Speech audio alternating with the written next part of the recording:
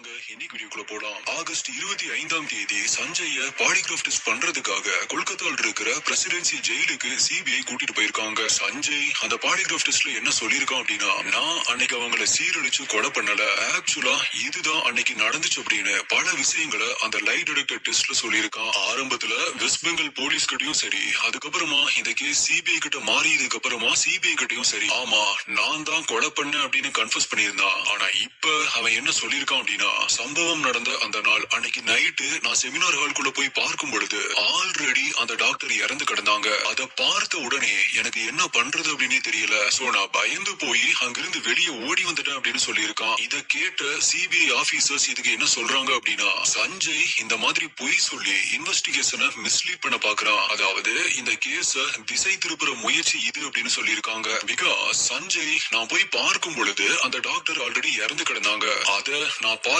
பயந்து போய் என்ன பண்றது அப்படின்னு தெரியாம வெளியே ஓடி வந்துட்டேன் அப்படின்னு சொன்னதுக்கு சிபிஐ ஆபீசர் சஞ்சய் கிட்ட அவனுடைய முகத்தில் இருக்கிற காயமெல்லாம் எப்படி ஆச்சு அப்படின்னு கேட்டதுக்கு சஞ்சய் எந்த ஒரு பதிலுமே சொல்லல அப்படின்னும், அவனுடைய ப்ளூடூத் ஹெட்செட்டும் அங்க கிரைம் சீன்ல இருந்து கண்டுபிடிக்கப்பட்டிருக்கு. அது மட்டும் இல்ல, சிசிடிவி ஃபுட்டேஜ் படி கிரைம் நடந்த அந்த டைம்ல அவ்வளோ நேரம் நீ அங்க என்ன பண்ண, நீ சொல்றத பார்த்தா உள்ள போய் பார்த்த உடனே வெளியே ஓடி வந்திருக்கணும்ல, ஆனா அவ்வளோ நேரமா நீ அங்க என்ன பண்ண அப்படின்னு கேட்டதுக்கும் அவங்க கிட்ட எந்த ஒரு பதிலுமே இல்ல அப்படின்னு சிபிஐ ஆபீசர் சொல்லிருக்காங்க. அது மட்டும் இல்ல, சிபிஐக்கு கிடைச்ச பல எவிடன்ஸ் வச்சு அவனை கிராஸ் கொஸ்டின் கேட்கும் போது அவன் அதுக்கு பல அலபைய சொல்லியிருக்கான். அலபை அப்படின்னா ஒரு குறிப்பிட்ட சம்பவம் நடந்தப்ப அந்த குறிப்பிட்ட நபர் வேற ஒரு இடத்துல இருந்ததற்கான சான்று. சோ அந்த மாதிரி இந்த கிரைம் நடந்தப்ப நான் அங்க இல்ல, வேற ஒரு இடத்துல இருந்தேன் அப்படிங்கிற மாதிரி சொல்லியிருக்கான். அது மட்டும் இல்ல, சஞ்சய் ஜெயில இருக்கும் பொழுது அங்க இருக்கிற ஜெயில் கார்ட்ஸ் கிட்ட தனக்கு இந்த கொலையை பத்தின எந்த ஒரு விஷயமே தெரியாது அப்படின்னு சொல்லியிருக்கான். 4 மணி நேரங்கள் நடந்த அந்த பாலிகிராஃப் டெஸ்ட்ல